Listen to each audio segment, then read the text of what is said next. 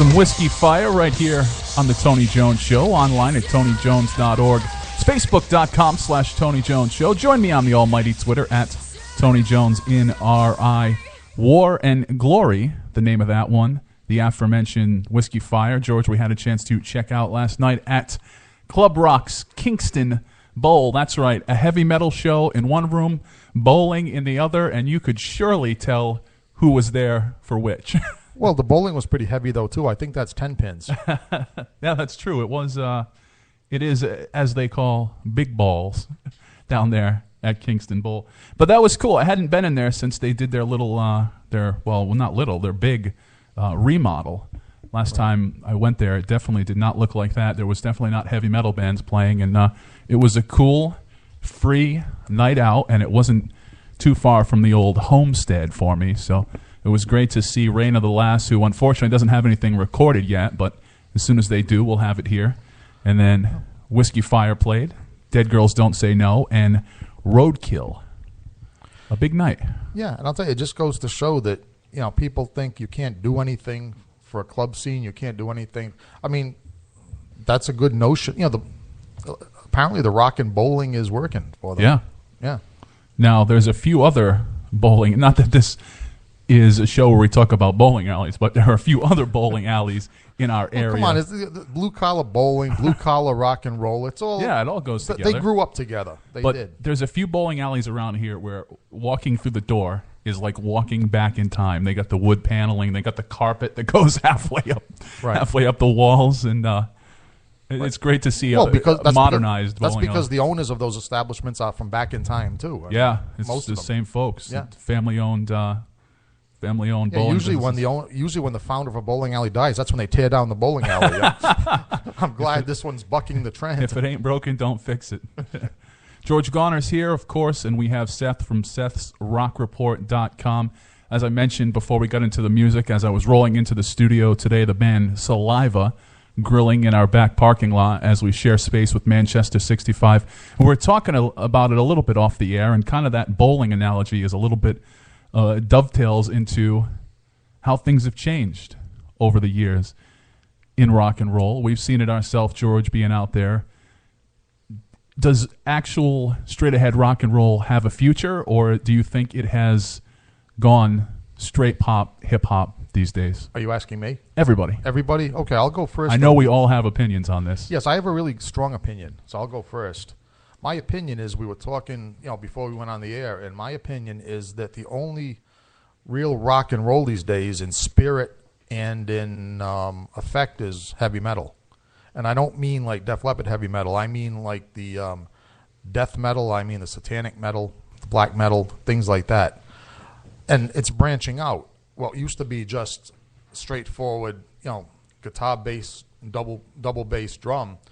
I mean, there's other instruments being added. There's new kinds of arrangements, new kinds of instrumentation being added to the metal scene.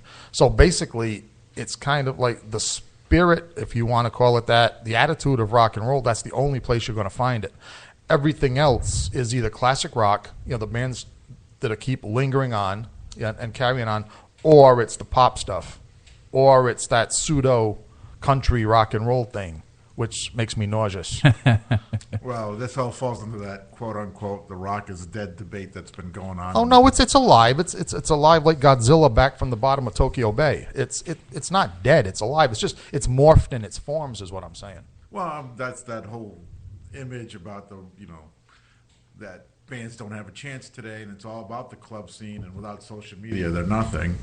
I think the legacy bands, let's go with that, the bands that have been around. Good word. Yeah. I don't think they do justice to those bands, where before it used to be they take bands on the road and get them exposed. Today they don't. Today you have to pay to get on their bill to be out on the road to go see something. You get very rare. You mean the legacy bands, or you mean the legacy bands don't help out the new bands? They don't help out the new bands. Okay, yeah. They're very rare. I mean, and it goes to show, though, that the concert venue side of it's starting to go away, I guess, because you don't see bands like, for instance, let's just use the last couple of tours that came by. I mean, Motley Crue's doing ironically, their last tour with Alice Cooper opening up, and they're doing Groupons to sell tickets. Right. I mean, those bands used to sell out by themselves. Right. Yeah, Def Leppard and Kiss. It's almost like It's almost like that legacy scene is being compressed. Yes. They're kind of squeezing more bands into a smaller and smaller space to appeal to a dwindling audience. And that, but they're bidding. They're going out not as separate acts anymore. They're billing with it's Tesla Styx and REO Speedwagon, or it's Journey Heart and Mellencamp. They put all these bands and then they're also doing on the other side with the younger movement. It's the Monster Rock Festival, and you get 5 bands that couldn't sell out a club by themselves, but together they might be able to sell out a small arena. Well, I think it's economies of scale. I mean, because most of the bands that you just mentioned can sell out, maybe, and they can sell out any club, and they can usually sell out a 3,000-seat arena. But it's the economies of scale they're looking for. In other words, it's kind of build it bigger, and more will come, I think. Because I know I've been to see Def Leppard shows, Def Leppard on their own. Not only have you been, but you sprung for the VIP package. Only because I was very hungry that night, and one of my good friends who was a Def Leppard fanatic, don't ask me why, talked me into it.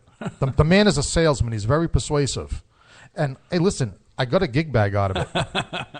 I mean, I have a Def Leppard gig bag that I have carried with me. I don't know for how many years now. And a finely crafted Def Leppard gig bag. There's nothing worse than, and I've had this happen to me personally.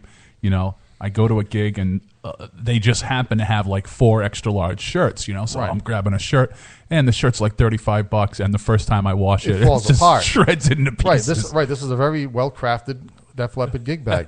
But my point is that I've seen Def Leppard up at the what do they call it now in Massachusetts, up in Mansfield? Is it The Affinity Center? Is that what it's called now? Yeah. Yeah. See, Def Leppard can sell that out, but there's no guarantees beyond that. So what's that, a 10,000-seat arena? I think they got it up with the new added lawn seats. It's probably more like 13. Yeah. All right, that explains why they didn't quite sell out last time. Well, they Right, opened they for can- Kiss, and they still didn't sell out. Well, that was the last time. But I'm saying the last time they were there on their own. Yeah. I noticed that they were like 2/3 full, 3/4 full. Okay, that those extra 3,000 seats did them in. But but they can so they can sell out. These bands can sell out like 5,000 to 10,000 seats. But I think the economies of scale kick in beyond that. Right? That's what you're saying. That's yeah.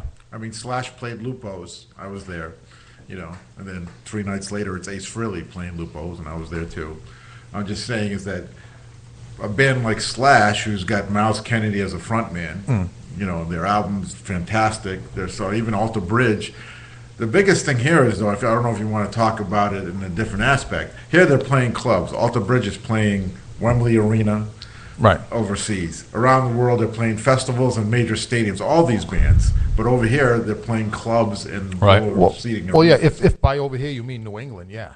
I'm just saying the States as a whole. Well, we have bands that we're friendly with who go to Germany and go to Japan and play arenas, and they come here and play smaller places. Let's put it that way. Well, yeah, I mean, this goes way back though. A lot of it's a matter of preference too. Like just audience preference. I mean, back in the Ramones day, the Ramones would come here and they would play at the late lamented Living Room, which is a capacity of about 300 people. They'd go down to South America and they'd play to 250,000 in outdoor arenas. People would be slamming on their limousine and hanging out outside their hotel room. Yeah, and, You see that a lot. then the cheap seats, they'd be looking with the binoculars and the telescopes. you could see it. You could see it just barely. But, yeah, no, you're right. Generally speaking, it's a constricting environment. No question about it. I want to get back to some more music. If you can believe it, we're about halfway through the show, so I want to get back to some more music. We'll talk more with George Garner. We'll talk more with Seth from Seth'sRockReport.com, because I want to ask him what got him into rock and roll. We always have that. A lot of us have that kind of moment where we think, man, we really love this stuff. So we'll get to that in just a little bit. But speaking of being safe for work, as we were talking about a little later, I think you guys are going to like the name of this next band. Up next, we're going to hear from Chris Evil and the Taints. Here's 9 Lives right here on The Tony Jones Show.